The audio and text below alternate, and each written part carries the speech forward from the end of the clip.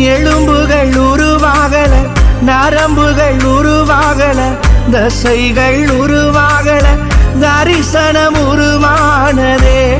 தாய் கருவிலே தரிசனம் உருவானதே. எப்படி பாவுமக்கு நன்றி சொல்லுவ, சொல்ல வார்த்தையே இல்ல. நீங்க போதும் என் வாழ்க்கை முழுவதும் வேறு ஆசையே இல்ல. எப்படி பாவுமக்கு நன்றி சொல்லுவ, சொல்ல வார்த்தையே இல்ல.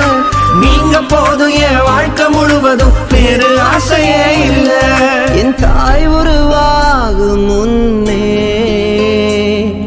என் கருவை கண்டீ